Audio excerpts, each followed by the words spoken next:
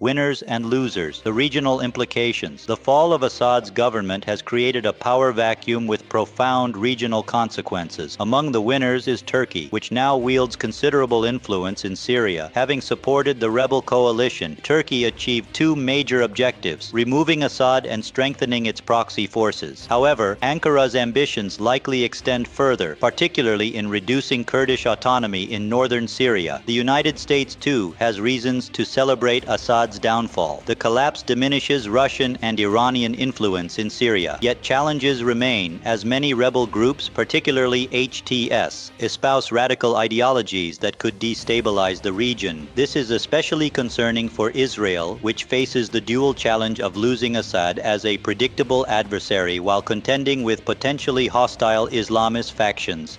Israel's position is further complicated by the fate of the Golan Heights, Syrian territory it has occupied since 1967. As rebel factions consolidate power, the likelihood of renewed tensions over this disputed region grows. Israel's recent airstrikes in southern Syria reflect its readiness to intervene if necessary. For Assad's former allies, the situation is grim. Russia's Mediterranean foothold, secured through its military bases in Syria, is now at risk. While these bases remain under Russian control for now, their future is uncertain. Similarly, Iran faces the severing of its critical supply routes to Hezbollah in Lebanon. Iranian diplomats are scrambling to negotiate with rebel factions, including HDS, to protect Syria's Shiite minority and holy sites. The success of these efforts remains to be seen. The situation before November 2024. To grasp the gravity of these changes, we must first understand the pre-existing dynamics. Since 2020,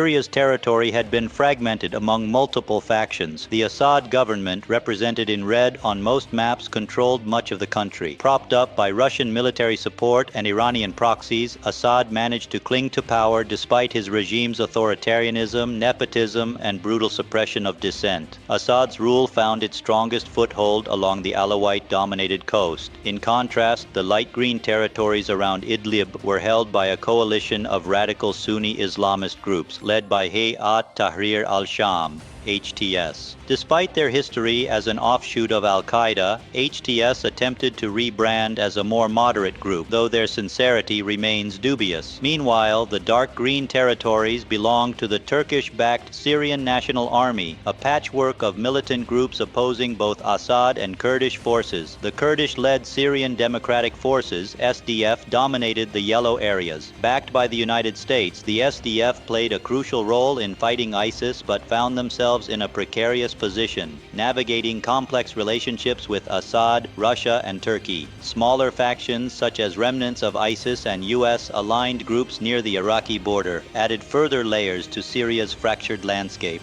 The rebel offensive and Assad's collapse. The November 2024 offensive shocked observers with its speed and efficiency. Years of stalled negotiations had left Syria's factions primed for conflict, and Assad's key allies, Russia and Iran, were distracted by other crises. Russia's focus on Ukraine and Iran's entanglement in Gaza and Lebanon allowed the rebels to consolidate and prepare. The offensive began in the northwest, with rebel forces capturing strategic cities like Aleppo and Hama. Government troops retreated en masse and defections became widespread. Encouraged by these early successes, other groups joined the fray. In the south, the Southern Operations Room coalition rose against Assad, quickly advancing to the outskirts of Damascus. In the north, HTS forces seized Homs, while the SDF claimed abandoned positions along the Euphrates.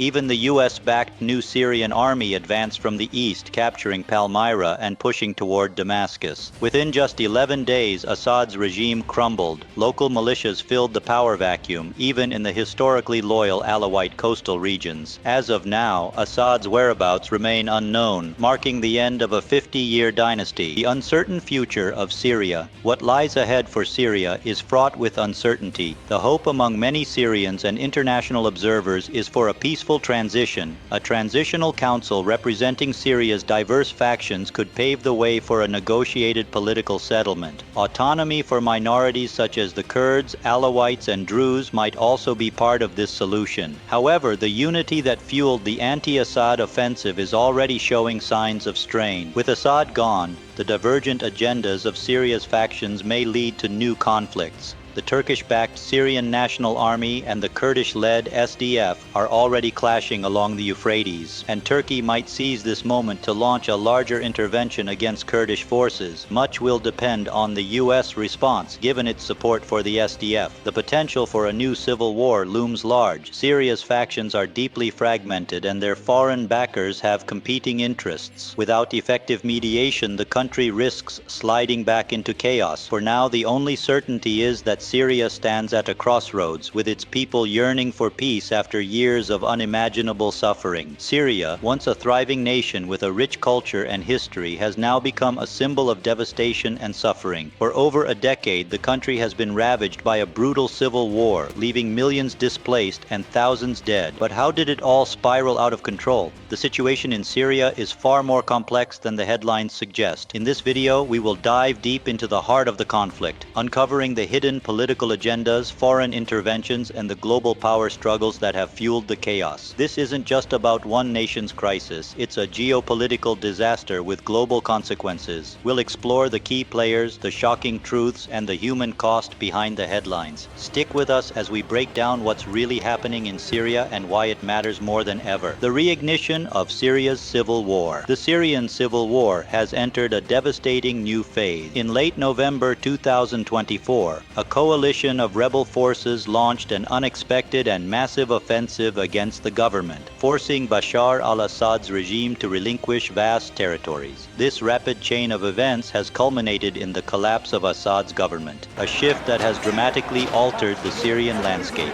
The collapse has sent shockwaves through the Middle East and beyond, as alliances realign and global powers vie to shape the outcome. A hope for peace. The collapse of the Assad regime marks the beginning of a new chapter in Syrian history. Whether this chapter leads to reconciliation and rebuilding or further violence depends on the actions of Syria's leaders and the international community. The Syrian people, who have endured so much, deserve a chance to rebuild their nation and their lives. As the world watches, let us hope that Syria's future is one of peace and prosperity.